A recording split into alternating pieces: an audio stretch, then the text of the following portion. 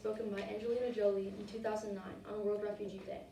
She speaks about her experiences in refugee camps and how sheltered our country is from the rest of the world. We're here today to talk about millions of desperate families. Families so cut off from civilization that they don't even know that a day like this exists on their behalf. Millions. And numbers can illuminate, but they can also obscure. So I'm here today to say that refugees are not just numbers. They're not even just refugees.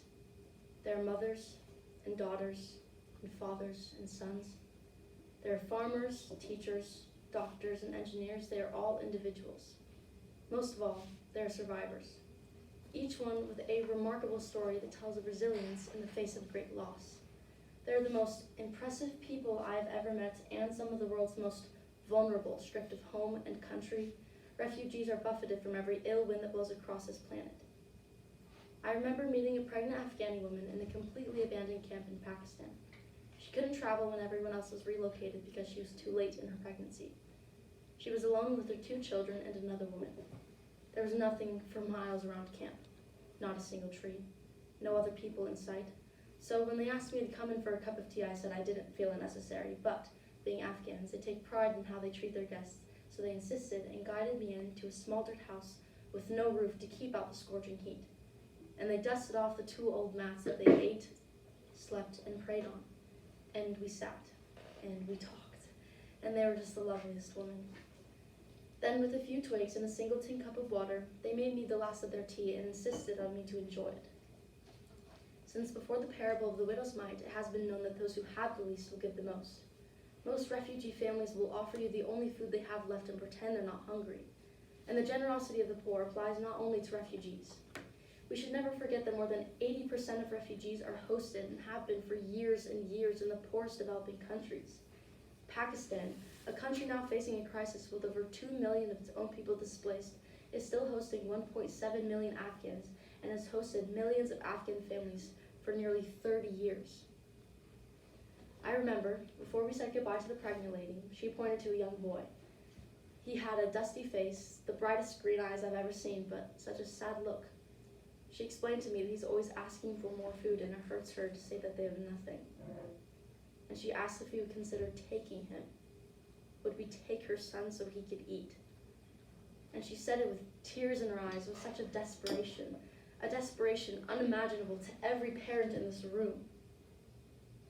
And again, I would urge you to look beyond this simple number and look instead at the individual. I remember in Tanzania, I met a child in a tent. He sat on the dusty floor.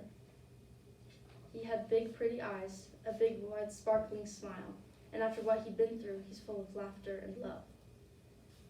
He'd been shot on the back and left paralyzed, and later that night I asked whether he'd not been taken to a hospital or at least given a wheelchair, and I was told that the boy's entire family was killed, so there was no one to look after him. And he'd not been accepted for asylum in a third country, and the aid workers said they spent the money they could, but they didn't have any more.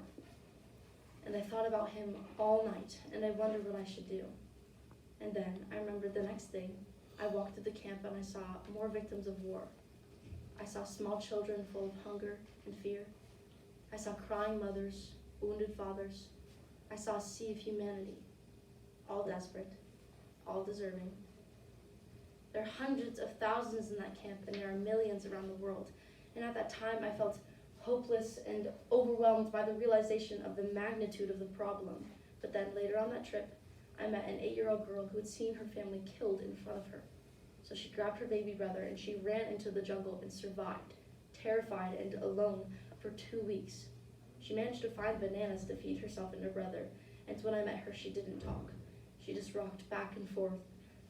And I kept trying to tell her how brave we thought she was, but she just stared at the window. A year later, I came back to that same camp and I saw her again. She was still very shy, but she was beginning to speak, and she was sweet and polite, but she still didn't care about me or visitors. She just wanted to know how her brother was. He was with the doctors now, but she was just checking to make sure everything was going to be okay. She was his mother now. That little girl had a depth and a strength that I will never know. And on that trip, and many that followed, I came to know refugees as not only the most vulnerable people on this earth, but as the most resilient. As an American, I know the strength that diversity has given my country. Country now built off of someone is dismissed as asylum seekers or economic migrants.